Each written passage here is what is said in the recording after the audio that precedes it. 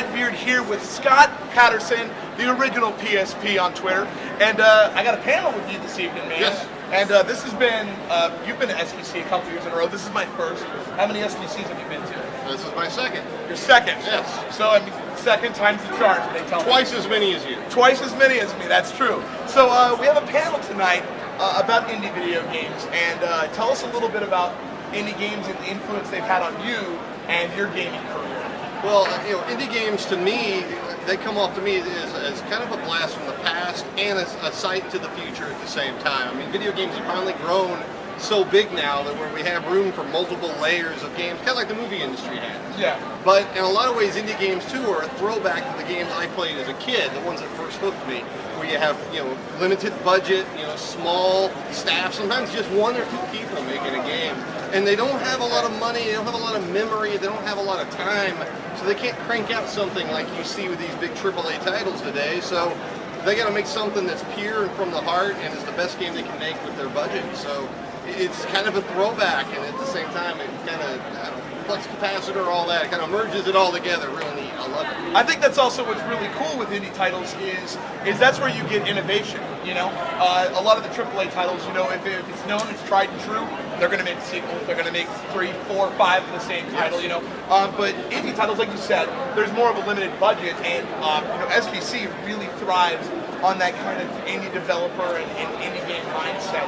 That being said, what else do you look forward to seeing at SGC? Well, I mean, I always love coming to these events and spending time just walking around, meeting people, seeing people having fun, coming together and enjoying video game culture, no matter what that means for them. We got a big old arcade room here. You got some old favorites. You've got some more recent titles in here. You've got Indie Heaven. You've got a lot of indie developers in there. They're showing off their newest stuff. This is the public debut of Super Rad Ray Gun, for example, which is from another panelist that we have tonight, Chris Bryant, of True Fun Entertainment. It's the first public experience of that. I really enjoyed the first one. So you can see there's a lot of arcade cabinets set up in this kind of arcade hall. And what's really cool is it just gives people an opportunity to see just the different generations of video games. And your history really comes from Pac-Man. That's kind of where you really started. And you're getting high scores. Tell us a little bit about that. Well, Pac-Man was my first. You never forget your first. No matter how you want to mean that. It wasn't Miss Pac-Man. It wasn't normal Pac-Man. Miss Pac-Man wasn't an option. That's fair. That's fair. But no, it was. I was a little kid and I was acting up in a laundromat. And my mom asked me to go sit down and put me next to this big yellow box with this really snarky-looking cartoon guy on it. And I looked at it and saw what it was, and I asked for a quarter, and the rest was history. It's Pac-Man. That's what hooked me, that's what brought me in. So, he's on the sign here behind us. I got a Pac-Man machine here. I'm going to spend a little quality time with my old friend, Never forget your history, but never forget your roots. And I think any gamer out there remembers that first game that they played, or at least that very first game that hooked them on this whole thing. That was mine, and it's always going to be something dear to me. Well, Scott, I really look forward to having our panel tonight. I look forward to all the panels you and I do together.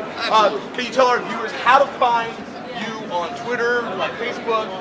All right, well, the big hub, the big social media hub, everything I do is on Twitter, which is at OriginalPSP. Nothing to do with Sony. I had the initials first now, so it's OriginalPSP. Now, that has links to all kinds of other things. I'm not a real subtle promoter. You go to my Twitter, and it's going to link to things like my Facebook and my IMDb page, that sort of thing. And you also go to my website, which is PatrickScottPatterson.com, and it's also very shameless promotion. Awesome. Yes. Well, you guys check out OriginalPSP on Twitter as well as Facebook, and you guys keep watching RedBeard TV.